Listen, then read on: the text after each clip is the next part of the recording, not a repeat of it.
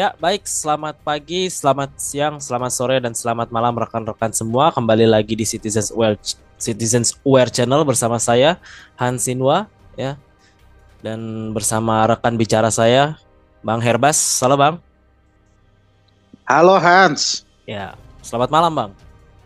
selamat malam. Ya, pada kesempatan kali ini kita berbincang-bincang mengenai isu kontroversial nih Bang.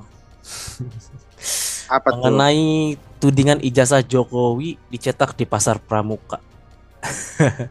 Hmm. Ya, Ini jadi masih jadi isu nasional ya. masih bang. Jadi Hmm. dalam beberapa waktu terakhir ini ya ruang pemberitaan dan media sosial kita itu dipenuhi ya dengan satu isu kontroversial ini. Heeh. Kali ini mengenai tudingan ijazah Joko Widodo yang katanya dicetak di pasar Pramuka gitu. Nah, berdasarkan Hmm. sumber yang saya dapat gitu ya, politikus senior PDIP Beator Suryadi mengungkapkan orang dibalik pembuatan semua dokumen pencalonan Pak Joko Widodo ini di Pilkada Jakarta 2012 itu ada di Pasar Pramuka Pojok Jakarta Pusat. Ya, Beator itu Hmm. menceritakan bahwa semua dokumen persyaratan maju Pilkada Jakarta 2012 ini diatur oleh Denny Iskandar. Nah, dokumen itu kemudian dibawa oleh Pak Joko Widodo ke Pasar Pramuka untuk dibuat di kios milik Paiman. Nah, menurutnya, ya, Paiman ini bukan orang sembarangan karena merupakan mantan rektor perguruan tinggi swasta di Jakarta, Bang. Ya, Hmm. mengenai isu tudingan terhadap ijazah Pak Jokowi ini gitu yang dibuat di Pasar Pramuka. Bagaimana tanggapan dari Bang Herbas sendiri mengenai tudingan ini gitu? Ya, tentu saja tuduhan yang dilontarkan oleh Saudara Vitor Suryadi, politikus PDIP ya, Ya, politikus senior. pada tanggal 22 Juni dalam sebuah diskusi publik kalau nggak salah, dia kan mengatakan kalau ijazah Jokowi kan diproduksi di pasar Pramuka, begitu ya. Ya tentu saja karena Saudara Vitor adalah orang yang mengemukakan argumen tersebut, jadi ya tentu saja dibebani pembuktian atas tuduhannya kan begitu. Betul, Bang. Karena kan Saudara Vitor ini kan mengatakan kalau orang yang terlibat kan contohnya seperti Andi Wijayanto, terus Pak Iman Raharjo gitu ya, Ya, dan betul, tim Bang. dari Solo terkait pembuatan ijazah di pasar Pramuka. Nah sekarang Andi Wijayanto saja kan membantah pernah terlibat dalam pembuatan ijazah Betul, di Bang. berbagai keterangan di media sosial. Dia menyatakan kelengkapan administrasi berkas yang diajukan ke KPU dan tidak pernah mencetak produksi ijazah di pasar Pramuka kan. Dan Betul. sebelumnya kan ini kan Polda Metro Jaya itu kan dan Bareskrim Polri itu kan telah melakukan penyelidikan kalau nggak salah ya. Betul, Bang. Termasuk mendatangi 13 lokasi di UGM. Dan lokasi terkait dengan tuduhan yang dituduhkan itu kan semuanya kesimpulan dari hasil penyelidikannya kan memang Jokowi pernah kuliah di UGM. Dan Ya. ijazahnya kan berdasarkan hasil dari Puslapor Polri kan asli. Hmm. Gitu kan. Betul, betul, Ya Bang. jadi ya wajar lah yang namanya politisi kan ada lawan politiknya. Hmm. Tentu dalam politik itu bisa saja itu dijadikan alat untuk menjatuhkan lawan politik. Tetapi ini terlalu berlebihan lah. Iya Itu sih, betul maksudnya sih, ya. Bang. Terlalu over sih Terlalu kalau kata saya. terlalu over Hmm. dan berlebihan. Jadi bukan menyerang pikiran atau kebijakannya Presiden Jokowi yang pernah menjabat sebagai RI 1, tapi ini lebih ke personal ya Personal. gitulah. Betul. Kalau secara logis saja, kalau memang ijazahnya diproduksi, ya, diproduksi di pasar Pramuka, lah pas Pil Malkot Solo dia kan sudah pakai gelar insinyur. Betul, Bang. Benar. Logikanya, Iya. kalau diproduksi di pasar Pramuka di wilayah Jakarta, lah terus pakai data apa dong yang di KPU di Solo waktu Pil Walkot? Hmm. Kan begitu. Jadi logikanya saja kan sudah tidak nyambung di sini gitu loh. Hmm. Nah, itulah perlunya masyarakat kita mengerti mana yang disebut dengan asumsi, tuduhan, dan fakta. Kan Fakta. begitu Iya, akhirnya. betul. Benar, Bang. Jadi memang Uh-uh. eh terkait ini ya, terkait tudingan ini tuh sebenarnya tidak berdasar lah dan sudah terlalu berlebihan gitu loh Bang. Iya tentu berlebihan, apalagi yang menyampaikan kan politisi PDIP. Iya, Jelas kita tahu, masyarakat juga tahu hubungan antara presiden mantan ya, mantan mantan presiden presiden. Jokowi dengan Partai Demokrasi Indonesia Perjuangan kan memang memanas dan sampai saat ini belum ada titik kejelasan dalam perdamaian di tingkat mana kan begitu. Jadi masih Betul. perang dingin sebenarnya antara PDIP dan Jokowi gitu loh. Iya, Dan betul. itu yang menyampaikan kan politisi PDIP ya jelas PDIP. ada subjektivitasnya kan begitu. Oh Karena jelas, kan pasti Bang, pasti. apa ya? Ya gimana ya UGM kan sudah menegaskan kalau sebagai institusi yang mengeluarkan ijazah, Hmm, ya kan? betul. Institusi yang mengeluarkan ijazah disampaikan oleh dekan, wakil rektor gitu kan. Hmm. Waktu konferensi pers, institusinya kan menyebut kalau memang Jokowi itu tercatat sebagai mantan mahasiswa UGM. Hmm. Kan begitu. Betul, betul Bang, benar. Lulus sesuai prosedur akademik. Iya. Terus kan ada yang mengatakan bahwa terkait apa ada orang yang mengaku ahli apa forensik, Rismond. Rismond mengatakan bahwa itu kan ditulis Time News Roman kan gitu. UGM juga kan udah menjelaskan.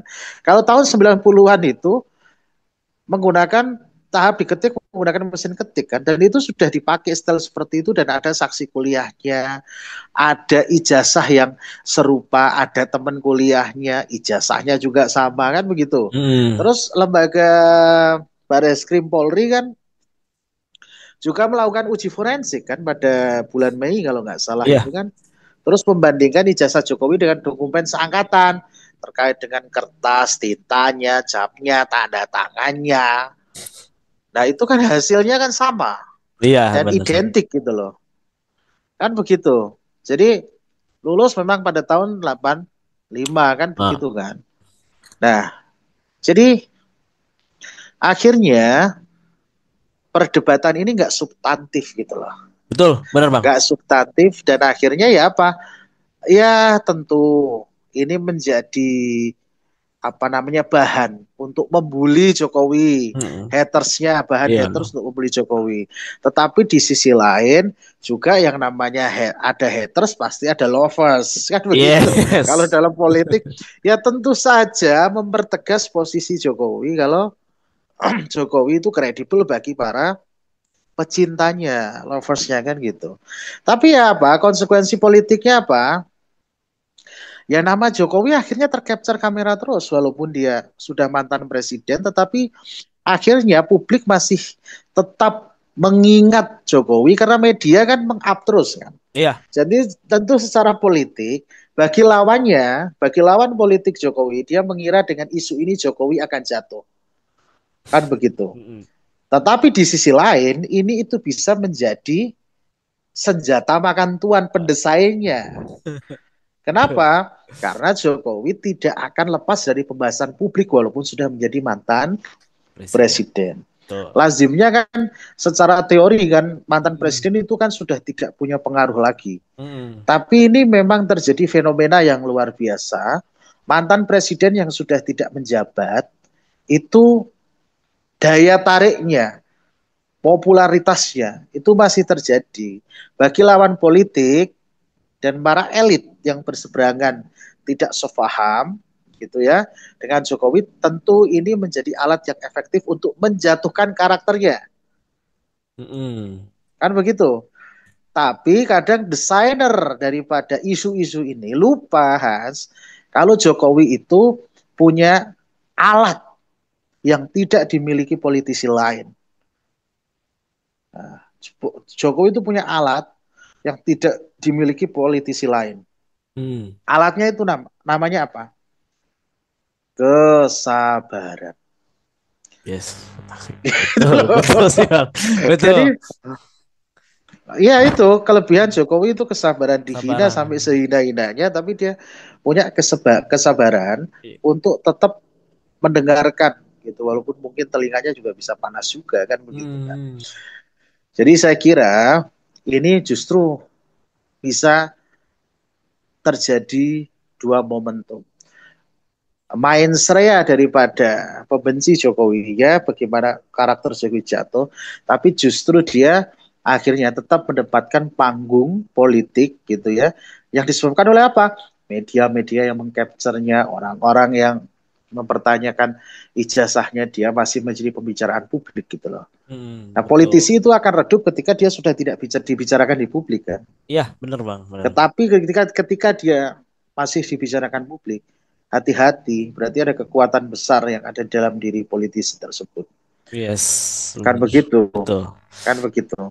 Nah, tentu saja yaitu tadi ini menjadi tidak produktif, tetapi ada sisi keuntungan dari pihak mantan Presiden Jokowi sendiri kan gitu. Betul. Kan gitu Iya, memang akhirnya. terkait tudingan ini ya, saya pikir juga sudah sangat merugikan banyak pihak lah Bang. Sampai Iya, saya dengar beritanya lah ya, dosen pembimbingnya Bapak Joko Widodo itu mm-mm. sampai dijadikan turut tergugat atau tergugat waktu itu ya.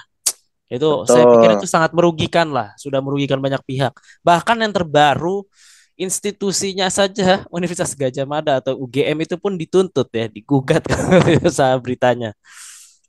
Saya pikir itu Iya, keterlaluan lah. iya tidak masalah, walaupun seketerlaluan itu, biarkan ini secara natural itu berjalan. Toh rakyat yang akan menilai kan. Betul Dan sih ini Bang, kan betul. semuanya sebenarnya para politisi itu kan sedang mengukur langkah. Karena kan ada positioning, kita ingat semuanya kan ada anaknya Jokowi di dalam pemerintahan, kan Wakil Presiden Republik Indonesia, Yes. Gibran. Mm. Jadi Gibran itu punya potensi besar, gitu kan, punya potensi besar untuk menjadi RI 1 gitu loh. Sehingga ya biarkan ini secara natural bekerja, algoritmanya secara natural saja. Kira-kira sejauh mana kehebatan Jokowi dalam peta politik nasional. Betul. Oh, Kan begitu. Karena betul. Jokowi ini kan sebuah fenomena yang tentu berbeda dengan presiden lainnya kan gitu. Bener, bener. Pertama, di dalam sejarah dia memang dari rakyat biasa, satu tidak berlatar belakang seorang politisi besar ataupun seorang birokrat atau dari kalangan elit, dia dari kalangan biasa. Kemudian dia mampu mendudukkan anaknya sebagai seorang wakil presiden gitu kan. Mm. Nah, itu tentu menjadi sebuah presiden tersendiri di dalam perpolitikan di Indonesia kan. Kan seperti itu. Jadi ini akhirnya bisa menjadi kampanye gratis loh, hati-hati loh para haters Jokowi kan.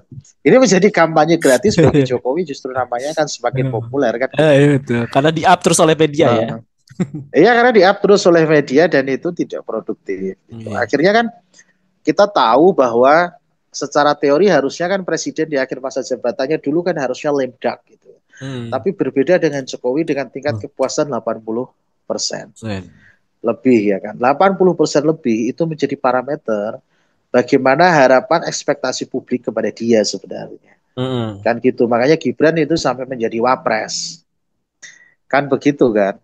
Nah, Ya. jadi semua narasi, semua dialektika itu pada dasarnya akan diuji dengan realitas. Jadi ya biarkan saja semua orang mempersoalkan itu gitu. Tapi yang kasihan yaitu mantan dosen pembimbing atau apa sih pembimbing Betul. akademik kan. Seminar akademik ya Bang. Pembimbing akademik ya pembimbing akademik kan sebenarnya berbeda dengan pembimbing skripsi kan. Betul. Tapi kan saudara Kasmujo sendiri kan mengakui kalau dia apa namanya tahu kalau Jokowi itu kuliah di sana. Itu Iya. kan sebagai saksi fakta. Gitu. Iya. Tapi tidak masalah, biarkan itu semuanya berkembang karena peta perpolitikan ini lagi distrategikan, dipetakan gitu loh Hmm. untuk mengisi 2000 kontestasi 2029 Betul. gitu. Ini apalagi kan oposisi kan tidak dideklar secara terang-terangan gitu loh. PDIP sejauh ini kan tidak memerankan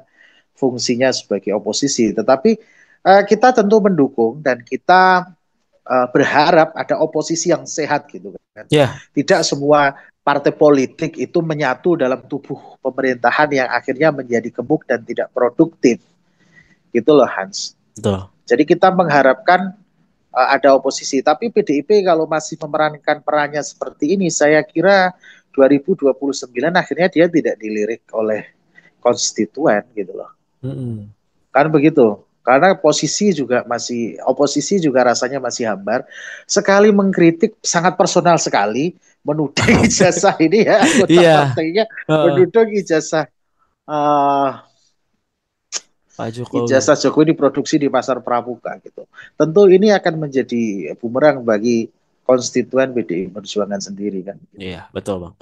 Memang sih, memang mengenai tudingan ini kan eh, sungguh gitu ya. Kenapa isu ini harus diangkat pasca Pak Jokowi selesai menjabat gitu? Sebenarnya keuntungan apa yang mereka dapat gitu loh, Bang? Aneh gitu loh. Ya sebenarnya dalam politik itu tidak ada yang tiba-tiba, suatu kejadian itu tidak ada yang Hmm. terjadi secara tiba-tiba. Pasti Hmm. ada skenario-nya, pasti ada perancangnya dan ada desainernya. Tentu kan Hmm. seperti itu. Tapi ya tentu goalsnya kan bagaimana karakter seorang politisi itu kan bisa jatuh. Hmm. Gitu loh. Sehingga gimana caranya dia tidak bisa dikenal oleh publik itu sendiri. Gitu. Jadi kekuatan politisi itu kan sebenarnya kan tingkat keterpilihannya, tingkat popularitasnya. Sejauh mana rakyat itu berpikir tentang dia, sejauh mana rakyat itu mengerti tentang seorang politisi itu berada dan memainkan perannya, kan gitu Hmm. intinya. Tapi yang namanya politisi itu kan saling jegal menjegal tentu saja, walaupun terlihat rapi di permukaan tetapi kan punya strategi masing-masing untuk berkuasa, Ya, kan seperti itu. berarti ini Jadi ya, Bang ini ya. tentu saja keuntungannya ya kalau berhasil ya tentu kalau karakternya Jokowi terbunuh hanya kasus ijazah ini ya tentu saja itu adalah keuntungan dan kebahagiaan para desainernya. Iya. Tetapi kalau justru ini menjadi senjata balik, nah itu kan juga akan membunuh karakter desainernya sendiri kan gitu. Loh. Tapi yang perlu uh, diperhatikan, tidak semua politisi itu punya alat yang begitu hebat yang disebut kesabaran. Kadang politisi itu banyak menampilkan arogansinya. Nah, Jokowi itu masih relevan di kalangan rakyat itu karena wajahnya itu wajah rakyat jelata. Gitu. Sampai sekarang di Solo ya, Iya sampai sih. sekarang di Solo itu kan tidak ada mantan presiden seperti Megawati atau SBY itu rumahnya dikunjungi sampai berbondong-bondong itu tidak ada. Gitu. Iya. Hanya Jokowi saja. Artinya dia masih relevan loh dengan wajah rakyat. Iya. Dan siapa yang memberi kekuasaan? Rakyat melalui apa? Pemilu. Yes, Nah, betul. jadi para politisi itu harusnya ya caper kepada rakyat kan gitu. Mm, Karena mm, caper mm. kepada pemilihnya. Tapi para pemilihnya ya masih menganggap Jokowi itu masih relevan gitu. Betul, Jadi Bang. ini bukan hal yang mengagetkan. Ini sebenarnya ya sebuah desain gitu lah. Hmm. Sebuah desain politik untuk Iya. memukul lawan. Berarti rencana itu mungkin memang sudah dibuat sejak lama ya, Bang. Iya bisa saja direncanakan dengan matang, bisa Hmm. saja ada momen-momen, ada celah-celah tertentu untuk mengkapitalisasinya sebagai sebuah kekuatan politik, kan Betul, begitu, betul. untuk membentuk persepsi publik gitu. Tapi kalau kita lihat-lihat gitu ya, justru berdasarkan tudingan ini gitu, sepertinya Hmm. kekuasaannya Bapak Joko Widodo semakin kokoh ya kalau dilihat-lihat ya, Bang. Kekuasaan secara popularitas ya, kalau Iya, kekuasaan secara de facto dan de jure, dia nggak punya kekuasaan karena sudah iya, mantan betul. presiden. Sudah mantan presiden ya. Tetapi jangan lupa di pemerintahan ini masih ada representasi wajahnya yang Yes. namanya Gibran Raka Buming Raka. Nah, begitu loh. Iya. Gibran Raka Buming Raka itu interpretasi konkret daripada seorang Joko Widodo. Yes, Suka betul. tidak suka, kan Oh. begitu. Eh. Suka tidak suka, tetap pengaruhnya akan berjalan. Mm-mm. Cuma itu tadi, karena ini minim oposisi, tentu saja 2029 juga akan menjadi hal yang menarik. Karena Betul. Demokrat juga punya figur tersendiri yang disebut dengan AHY. Iya. Nggak mungkin dong para politisi itu tidak memanfaatkan momentum untuk 2029. Terus Mm-mm. Caimin juga kan kita tahu lawannya Prabowo di tahun 2024 karena dia Iya. berpasangan dengan Anies Baswedan. Saya kira semua politisi itu saat ini sedang mematangkan strategi bagaimana mencari muka kepada rakyat agar segera terpilih di tahun 2029. Hmm. Nah, tentu apa yang dikejar ya kekuasaan RI 1, RI 2 kan gitu. Betul, betul, betul. Ya begitu sih. Ya, memang ya tudingan ini ya saya harap selesai secepatnya lah karena saya pikir sudah terlalu over, sudah terlalu kelewatan, Bang. Dan kita Iya, tapi kamu akan kecewa dengan harapan kamu karena ketika rise on the tree daripada keputusan untuk menyerang orang basisnya adalah kebencian atau rasa cinta, itu akal sehat udah nggak berfungsi. gitu ya. Jadi harapan kamu itu pasti akan berbuah kekecewaan. Jadi bagi saya biarkan itu berjalan secara alamiah, secara natural. Kita amati saja sejauh mana ini titik terangnya akan terjadi. Tapi yang namanya cerita kan kadang ya harus ada akhirnya, Ya, kan betul. begitu kan. Itu dia harusnya. Namanya cerita itu harus ada akhirnya kan begitu. Hmm. Tapi kalau nggak ada akhirnya itu tidak mungkin karena manusia hidup aja ada akhirnya kan begitu kan. Iya, betul. Jadi eh biarkan ini selesai secara alami, berkembang secara alami, meledak secara alami. Jadi kamu jangan berharap Hans, kamu jangan berharap kalau ini ada titik terang dan lain sebagainya. Biarkan mereka berkelahi, kan begitu. Betul. Karena gimana ya, Bang? Toh Gini, nggak ada kalau efeknya secara konkret bagi rakyat kan terkait. ya betul. Memang Uh, tidak ada efek konkretnya ke rakyat lah. Cuman ini kan akhirnya hanya menimbulkan berita-berita yang justru tidak memajukan negara sama sekali, Bang, gitu loh. Hanya ya itu kan memojokkan personal Pak kembali Joko Widodo lagi. aja gitu. Iya betul, secara personal sebagai politisi Heeh. Joko Widodo dapat keuntungan besar terkait dengan isu ini. Tapi itu kan bukan kesalahan Jokowi Iya. semata-mata, itu kan kesalahan media. Media yang memberikan panggung, media yang memberikan apa sarana Heeh. kepada mereka kan untuk menyoal ijazahnya Jokowi kan. Iya bener Gitu sih, loh. Bang. Bener sih, Nah, Bang. sementara sebenarnya dia sudah menjadi warga negara biasa sama seperti kita, Hmm. tetapi kan tetap dia selalu di-up kan begitu. Jadi Heeh. biarkan saja. Betul. Ya memang dibiarkan saja benar, dibiarkan saja. Tapi memang dalam media pemberitaan belakangan ini memang harus lebih kritis sih tentang bagaimana kondisi negara gitu loh. Gitu. Karena ini kan sebenarnya Tidak hanya semua orang kasus. punya, tidak semua orang punya apa karakter kritis.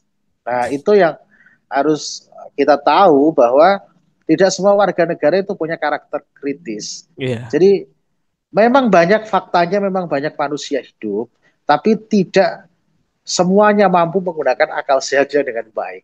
Jadi hanya orang-orang tertentu saja yang mampu mengandalkan atau menggunakan akal sehat, penalaran dan logikanya sehingga muncul kritis gitu kan. Jadi Betul. kritis itu kan sebenarnya aktualisasi daripada pikiran kan. Nah, Mm-mm. pikiran itu bisa berfungsi kalau dipakai untuk berpikir. Tapi tidak semua rakyat kita itu mampu menggunakan pikirannya sehingga kritis karakternya menghadapi sesuatu gitu. Karena masyarakat kita ini masih gampang terpukau dengan sesuatu yang sifatnya bungkusan gitu. Iya. Jadi sedikit-sedikit ada bansos dibagikan itu rakyat kita terpukau. Terus kalau ada apa namanya pemimpin nyebur ke kali gitu kadang terpukau gitu kan. Heeh. Nah itu masih menjadi apa, hiasan politik kita di Iya. masa ini gitu loh. Mudah tergiring Sehingga opini lah ya, Bang. ya tentu saja karena apa ya itu tadi. Kenapa kok nggak kritis ya? Karena sistem pendidikan tidak melatih generasi penerus kita untuk berpikir kritis Hmm. gitu loh. Orang kamu aja kadang sebagai apa warga negara kalau kritis saja banyak yang nggak suka kan? Ya betul sih, Bang. Betul. Iya kan?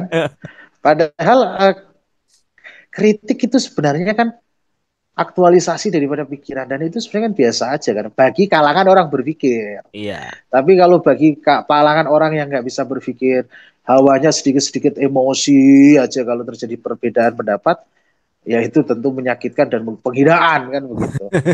Nah, begitu. Jadi biarkan ini berjalan secara alami saja, Iya, bah. gitu Hans. Oke, gitu ya. Jadi dibiarkan berjalan secara alami, bagaimana kelanjutannya Oh, lah gitu. Tapi memang ya iya, kita memang tidak bisa berharap apapun.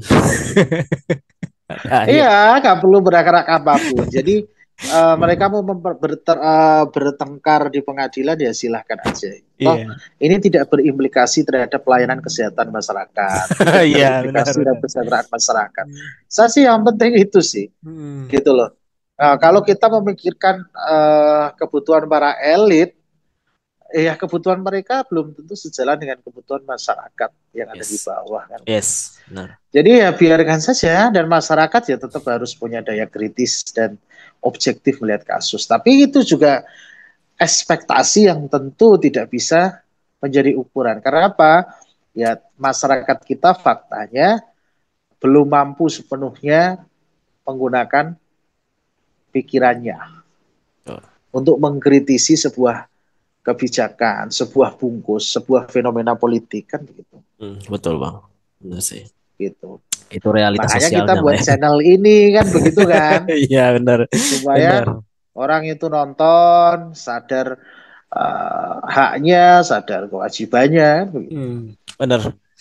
Ya, jadi mengenai kasus tudingan ijazah Jokowi yang dibuat di Pasar Pramuka ini menarik sebenarnya ya. Nah, untuk rekan-rekan sekalian boleh eh, beropini lah masing-masing di comment section. Tapi yang pasti beropinilah Hmm. menggunakan akal sehat. Beropinilah menggunakan akal Ya sehat. bu, pakai akal sehat boleh, Hmm. komentar pakai akal sehat boleh, pakai emosi boleh, silakan aja. Silakanlah Pokoknya kita merdeka diberikan berargumentasi di kolom kemerdekaan. komentar. Iya, untuk Hmm. berkomentar, berdiskusi di comment section boleh. Mungkin itu sekian diskusi kali ini. Jangan lupa berikan like dan subscribe ke Citizens Aware Channel gitu.